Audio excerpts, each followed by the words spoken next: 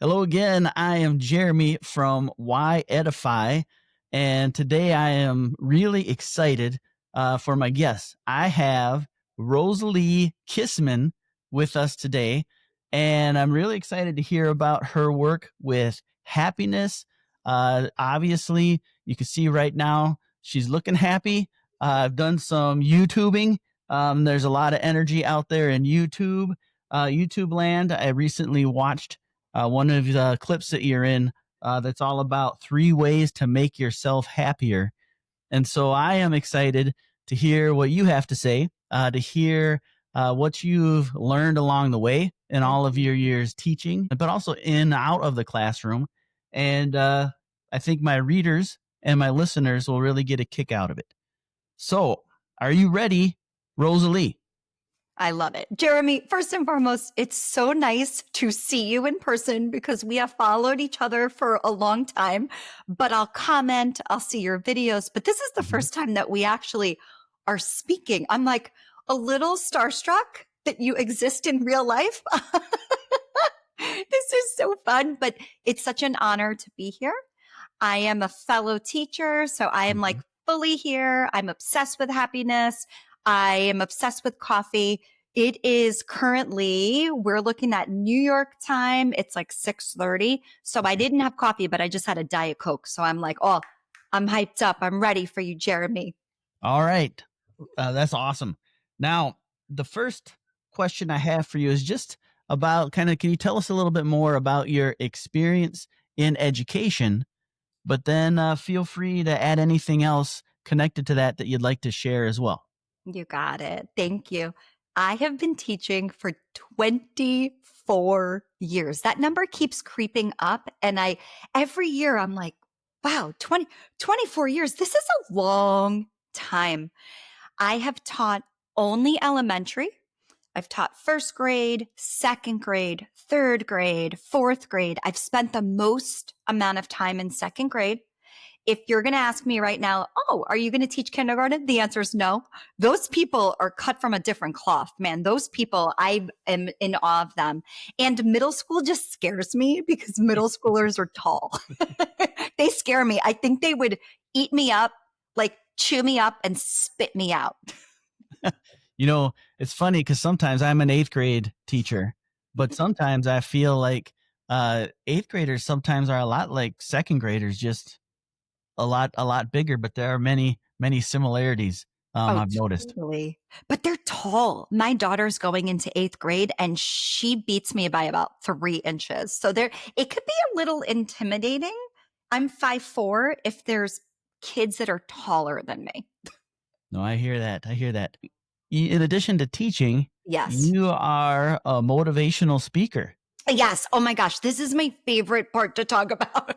Okay, because Yes. I'm really curious Yeah. from teaching to motivational speaker, kind of how did that come about? Okay. Thank you for reminding me that listen, I love teaching. It's my passion. And it's not that I'm burnt out and I'm trying to do something else. I love it so much. And this other part of me exists because we know that we are so dynamic as teachers and human beings. We are not just one thing. So I'm not just the teacher, but I am also a motivational speaker on happiness. I feel like it's such an untapped market. There are so many people that I meet that are so deeply unhappy, whether they know it or not, and they don't know how to help themselves. How do I know that? Because I was and I can still be deeply unhappy, and I'm trying to figure it out for myself. What strategies can I use so that I can be happier? How do you get yourself out of a funk? So when I figure something out that works for me, I like to push it out to other people. All right. And just out of curiosity, from going to the classroom, making that shift, how did that evolve? Or, when I think about going into something like that, was it a scary thing at first? Or is it just something like I knew I'm going to do it and whatever happens, happens? How do you overcome? Maybe you don't have it, but a lot of people, they can talk to second graders or eighth graders. But when it comes to adults in a room, etc., um, can you elaborate a little on that? Yeah, sure. Petrified. I was absolutely petrified. When I picked up that microphone, I almost felt like, um, what's that word that you call somebody that it's like a false thing? It is a, what, you know, the word I'm You're trying to talking think about like imposter syndrome sort of thing? Exactly. Yes. Complete Thank you. Thank you, Jeremy. Mhm. Imposter syndrome. I'm holding onto this microphone and I'm like, who am I to be talking to these people about this topic? Complete imposter syndrome. I was scared. Before I do any event, I'm always scared. And then I look at my girls and I verbalize it and I say, girls, I am so scared. I am so petrified. And you know what? I have two options. Either I can quit right now and not do it, or I can do it scared. So the kids will look at me and they go, well, what are you going to do? And I go, we're going to do it scared. That's it. But once I get that microphone in my hand, once I start talking, I just immediately take a breath and I calm down and I say, this is what I've been doing for 24 years. As a teacher, you are a motivational speaker every single day. So it's basically the same thing. Your audience is just a little bit bigger. Mhm. All right. Well, good for you. That is inspirational and motivational to me. Because at some point, sometime, if somebody asks me, I hope I'm ready to take a jump in and give it a shot. And I will remember what you said and take your advice. But Jeremy, you host a podcast. You know how many people's ears you get into? It's more than the classroom. You do it. The only thing that would be different is that doing an event, doing a little motivational speech, it's live versus a pre-recorded and then I Mhm. pushed it out. So you've done that. You do this all the time. All right. I can tell that you're good at what you do. You're motivating me in real time here. Thank you. I'm everyone's cheerleader. I always say a win for you is a win for me. It's a win for humanity. I am not in competition with anybody. The only person I'm in competition with is myself. And every single day I just try to do a little bit better. Some days it works and some days it's pretty scary. It doesn't work. All right, I hear it and I love that. Now, I don't know if you or what you've seen in previous podcasts, but one of the things I like to focus on in most of the episodes is hearing about things that you've learned from your experience, lessons that you've learned from others, and then lessons that you've learned for yourself. And so the next question I have for you is what have you learned from a Mm, colleague that has made you a better teacher? that's a really good question. So let's picture this. It is September of 2020. So when we say 2020, we know this is when the whole world shut down. The district that I work in, which is in New York State, right after right after COVID first hit, so that was March of 2020, our district in September went back full time in person, but we kept the classes smaller and in something called cohorts. Okay, so we had 10 to 12 students in front of us, and then we had a partner teacher across the hall that had 10 to 12 students. And that was just the toughest start to a school year. Everybody was masked. We didn't know if it was safe to be in school together because we just really didn't have a lot of information yet. It was fresh. It was my first pandemic. If a pandemic hits again, I am your girl. I know exactly what to do. It was the end of the school day. I looked at my assistant principal and I said to him, we have to do this again tomorrow. And Mhm. he looked me square in the eyes and he said, Rosalie, you get to do this tomorrow. And it really struck me at the core because he's right. We get to do our job every single day. It is a true gift. We Mhm. forget that. And I think we just take it for granted. There's so many people right now that wish that they could be where you're sitting in your job and in your position. So I looked at him and I smiled and I said, all right, fine. We get to do this tomorrow, Ross. That's a great story. Well, I can't even imagine starting off um, in that way. But I completely agree. And I'm the like I'm not a big toxic positivity person. I believe that it's okay to express that things aren't great. I will admit openly that teaching is very hard. I think I've heard you say similar things, and teachers need all of the support, etc., that they can get. But we also need people reminding us that it really is a privilege to be able to go to school each day and to have the opportunity, I mean, to help, and to educate and just be there for kids like that. Mhm. Not many jobs can you could say you have that opportunity for such a profound effect each day when you go to work. And Oh, so 100%. it's important to express all the stuff that's tough, Mhm. but I appreciate you sharing that because it also is a privilege. And so that's a great lesson for us to remember. Absolutely. And I always say that two things can be true at the same time. Yes, it can be so tough. And it can be sometimes you come home and you don't know how you're going to go back in the next day. That can be true. It can also be true that it's so fulfilling and it's the best job ever. Two things exist at the same Mhm. time, all the time in our lives. Yes. I completely I completely feel that. I'm thinking about how it is to I do really feel like only teachers know that special level of tired, like the teacher tired.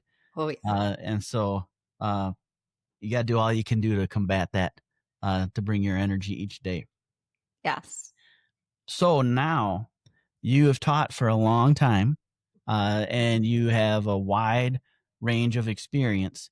And so another thing that I love to hear about from our guests is, can you share a lesson or more than one lesson that you learned the hard way? And just sharing that with other people, maybe you can help some of us learn the lesson, without having to experience the pain or anything that came along with it. Do you have a lesson like that you can think of? It's like every day of my life. Every day I do something and I go, I shouldn't have done that. Shouldn't have said that. I mean, it's every single day. I think one thing that I learned, it was a very important lesson, but it was not an easy go at it. You know, when you have those really hard parents, okay? Sometimes you have to contradict what they're thinking and what they're saying because you know better. And that's so hard for me. I am your forever people pleaser. I want everyone to be happy. I don't want to rock the boat. I don't want to go against what you're saying. The easy way out in a situation where a parent has an opinion is to agree with them. Just agree. It's fine. Jeremy, guess what? Guess what? You get paid every 2 weeks or how often you get paid, regardless of the job that you do. Mhm. This was an instance where I learned a lesson and it was not an easy situation for me. The lesson here is you go with your gut and you do right by the student all the time, even when the family's fighting you on it. So for me, that was very difficult. I had a student who needed to get hearing aids. We Mhm. went back and forth with the family, back and forth. And the parent said, maybe we should not talk about it with the students. Maybe we should hide it. Maybe he can grow his hair. There were all these different ways of maybe we can just pretend it's not happening. And I kept going back and I kept saying, I really feel like if we're not upfront with it and talk about it, then in the future, there might be shame associated with it. Why don't we do it this way? So there was a little pushback, but ultimately we were on the same page. And it's just because we love the students so much. You don't want to hide anything. You want to talk about all of it. But that was very hard for me because I just want everyone to be happy. And I don't like feeling uncomfortable to keep Mhm. pushing back and going, I don't think so. Especially as a mom, don't you always want the best for your child? So if that parent is coming in feeling a certain way and I'm not the kid's mom, that's really hard for me to keep pushing back. But I didn't back down. And ultimately, we came to the agreement maybe it is better to talk about it. So I had to kind of learn that lesson in a little hard, awkward way of it's not always easy, but stick Mhm. by your gut, do right by the student. No, I think especially when you're starting out, you've got so many things on your mind, and it's hard to even fathom doing something that you think might make your life a little bit more difficult. But I do appreciate, and I think it does set like communication up for success Mhm. when a teacher would just say, you know, we both want what's best for your child. Right. And this is what I think would be helpful. And I think framing it that way can help those tough conversations kind of evolve in a productive way. That's exactly it. Just to show that we are a team and we want this student, we want your child to thrive, period.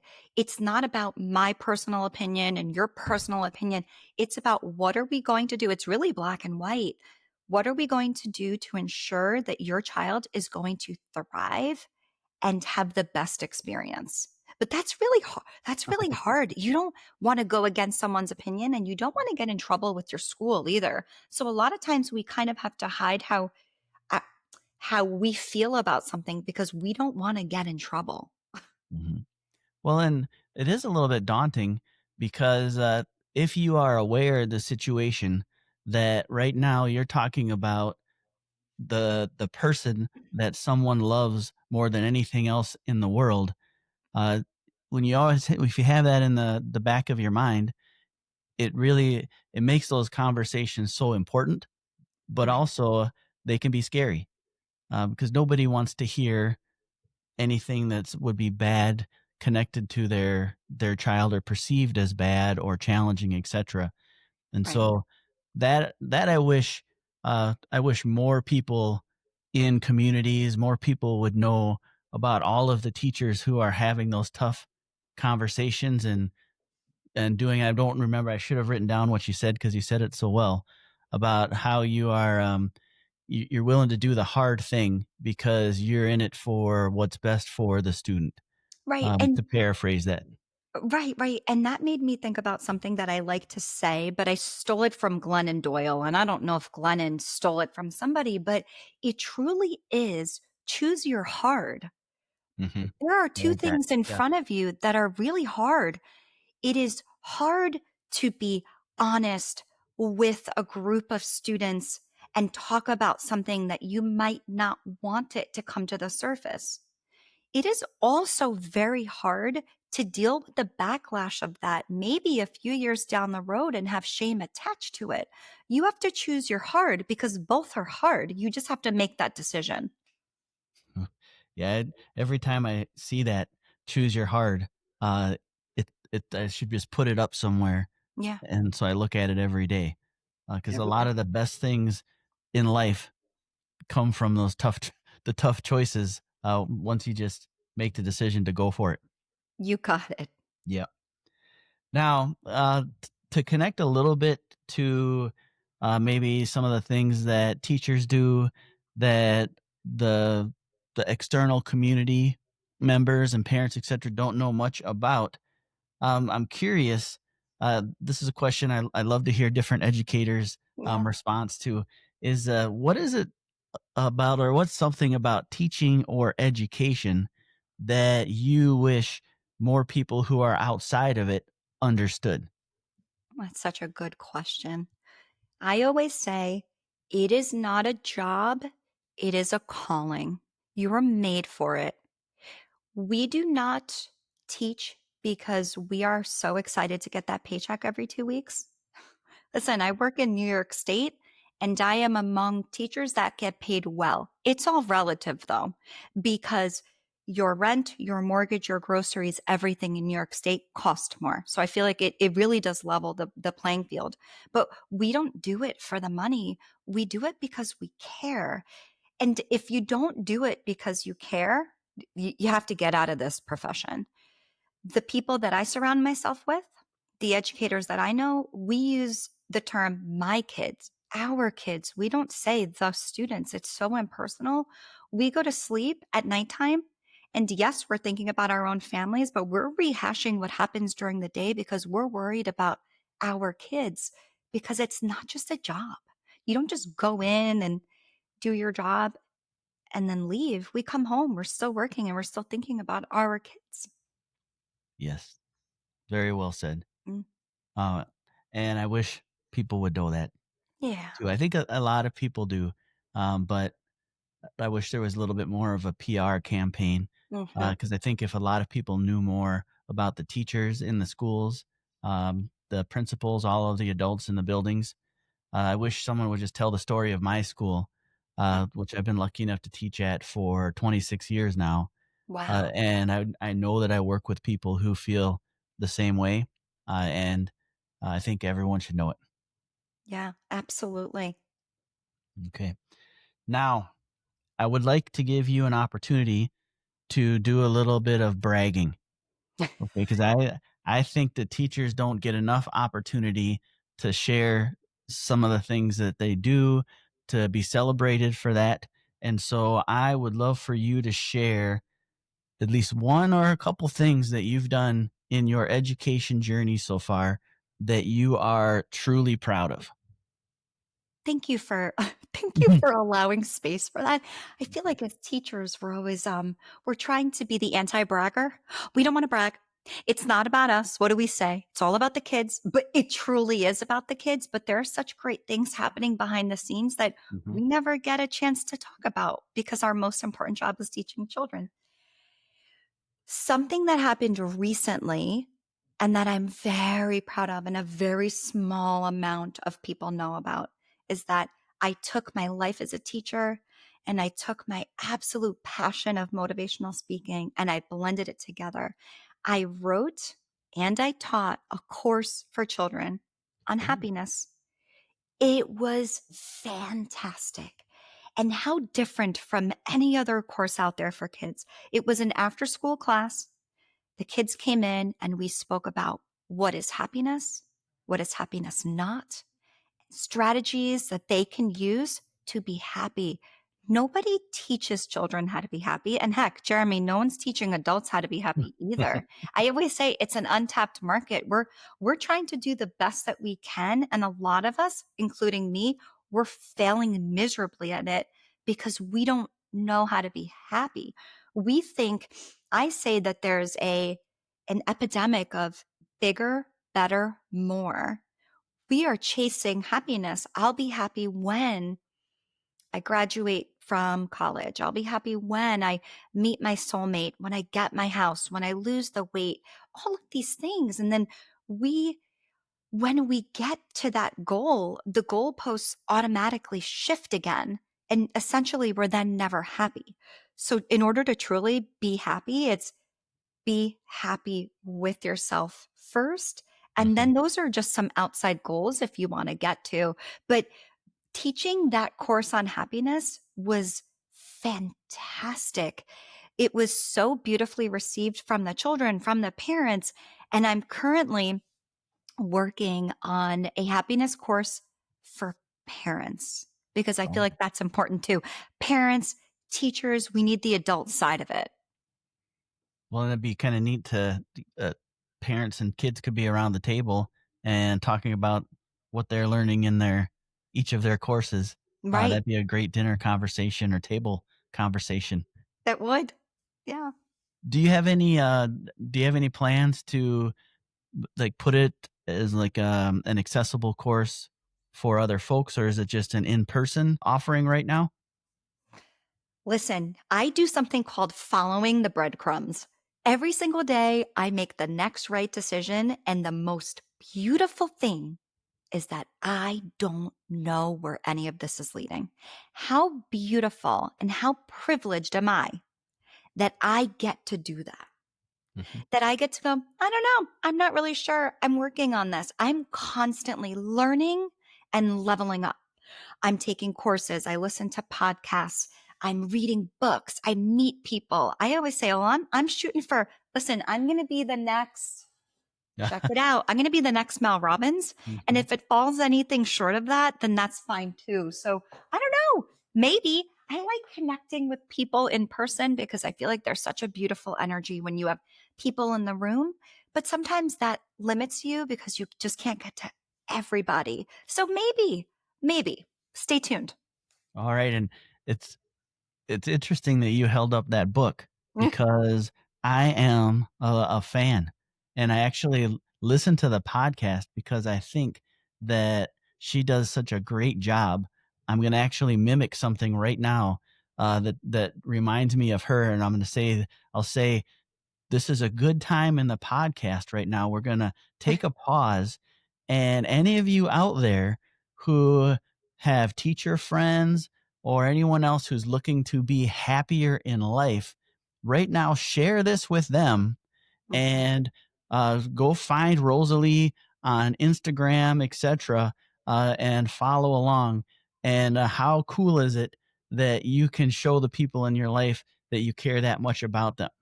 How did I do? Does that Oh sound a my, little you a little bit sounded like like her? her. You sounded like her. You did great. Now you just need those big black Yes. rimmed glasses.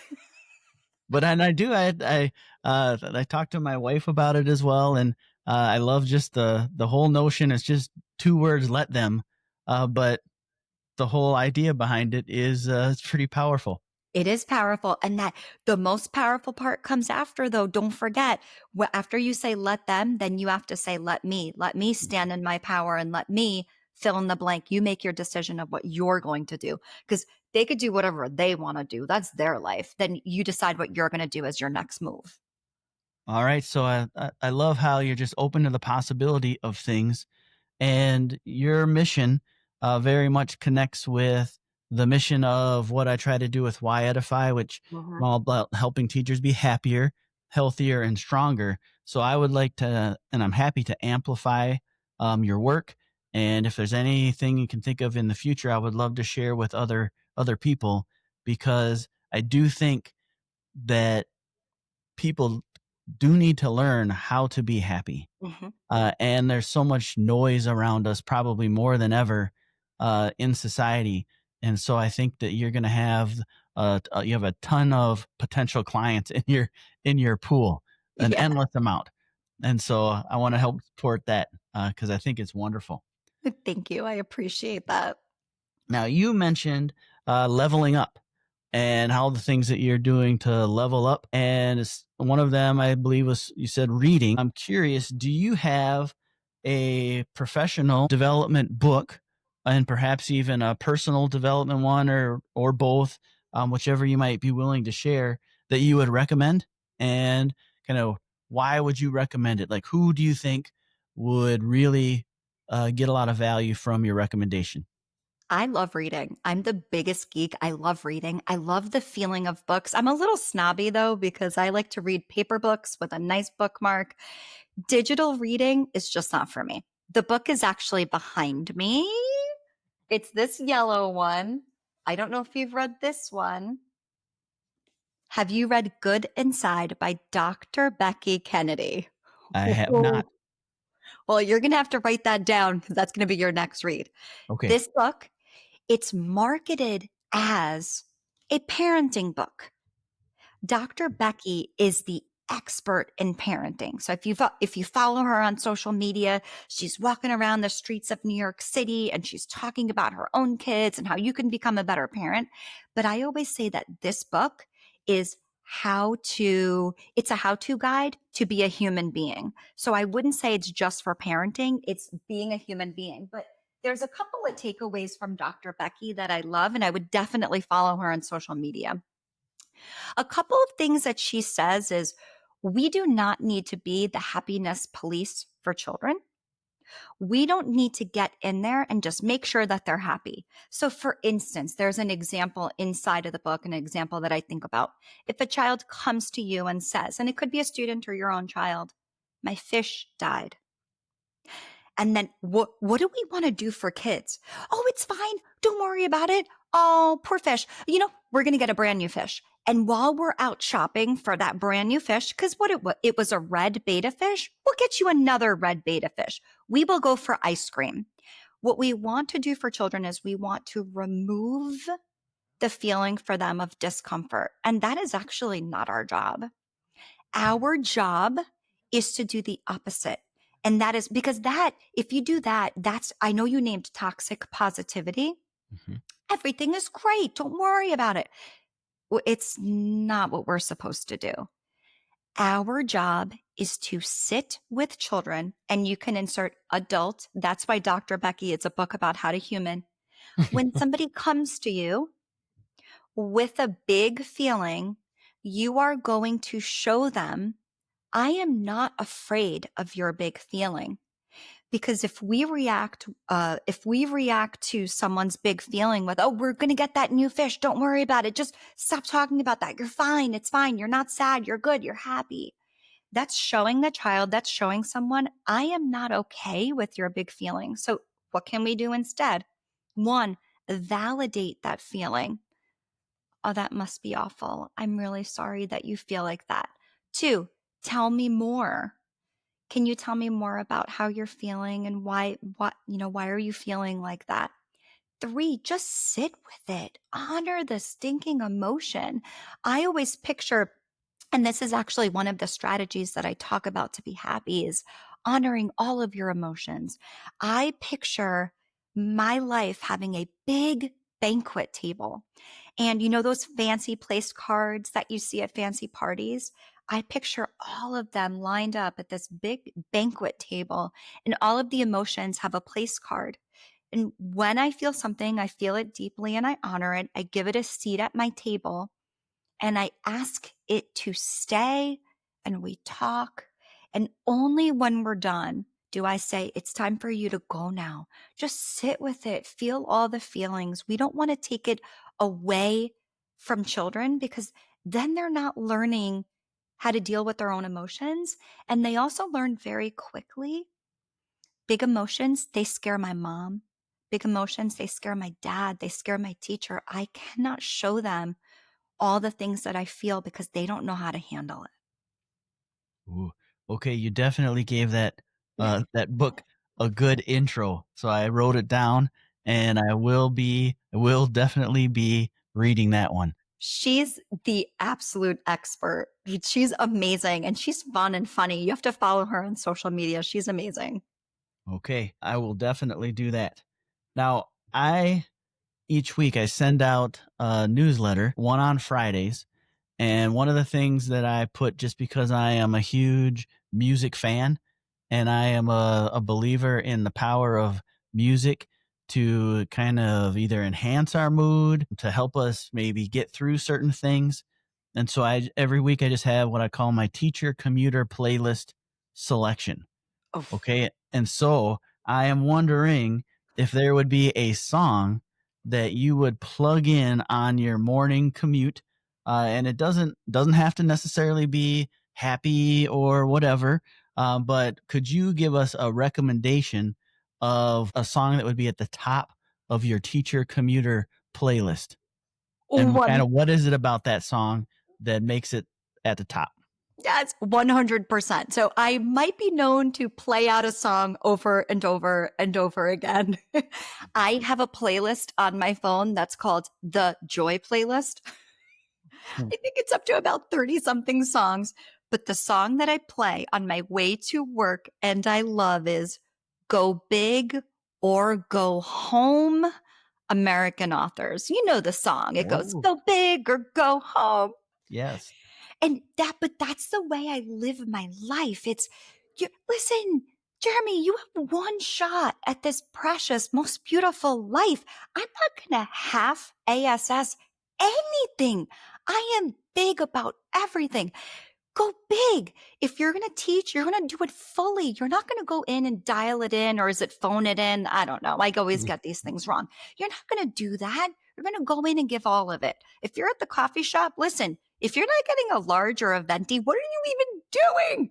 Do everything in the biggest way so that when you are old, when you are on your deathbed and you look back, you go, I did everything. I did everything. And the things that scared me, I did them and I did them scared and I proved that I could do it. All right. I do know that song, and it is a great choice. Selfishly, right now, I do want to also invite Whether you're watching the video version of this podcast or you are listening, take a moment in the notes to the show and put down what you think your teacher commuter playlist selection would be. That's going to help me build my list. I love getting music recommendations from other people. So if you feeling it, leave us a recommendation, and then maybe I'll include it in an upcoming newsletter. And build the playlist as it goes. The one I thing love I do regret, that. I haven't done this, but I had a recent interview where I should have started from the beginning, but to go on to Spotify or I do actually use Apple Music, and I should have started making my playlist from the very beginning. So now someday I'm going to have to go back and redo them all. But I do believe that the power of music to set our mood in the right direction. Yes, I agree with you. Okay, now we are in the very tail end of the interview, but I'd like to end just by giving you an opportunity. If there's anything else that you would like to share about your education work or your motivational speaking work, feel free to add anything that you'd like right now. You have the open mic. Oh, you're very sweet. Thank you so much. Listen, I'm really excited about teaching. And because two things can exist at the same time, I'm really excited about this motivational speaking because I feel like when you talk about happiness, it's for everybody. We're not talking about just the kids. You're talking about happiness. It's for the kids, it's for the parents, it's for you, it's for your family, it's for everyone. So if you need a little dose of happiness, if you want to follow along, I'm on Instagram at joy_redefined. Joy redefined with no underscore was taken. I'm on LinkedIn as Rosalie Kissman. I have a website, joy-redefined.com. But one of the things that really fills my heart with joy is meeting new people. I just like when people reach out and connect with me, tell me their story. I am a very big extrovert and I like to meet new people. So please, if you're listening, reach out to me. I want to know you. I want to know your story. Jeremy, I want to get to know your audience, and both of our audiences, they can meet, because unless we're introducing them, I feel like a classroom, you're living in this tiny little bubble and there's so much goodness out there, but we just don't know about each other. So we just need to get everyone to get together and meet. Ooh, that's a great way to end. Thank you so much. Thank you for agreeing to be a part of our podcast. Thank you for your words of wisdom and your mission to help people become happier. Appreciate all of that.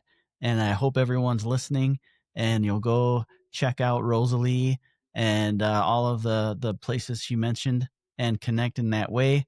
And thank you for listening to the Why Edify podcast. Before we close it down today, if you could take a moment and, as I said earlier, share this with someone else. Of course, it could be an educator looking to be happier, healthier, stronger, become a part of our community, a growing community of educators who are just trying to do the best that we can and support each other along the way. Let's connect and let's grow together. Until next time, thank you again, Rosalie, and we'll pick up in the next episode. Awesome. Yeah. Jeremy, thank you for having me. You're welcome. Thank you, Rosalie. Thanks.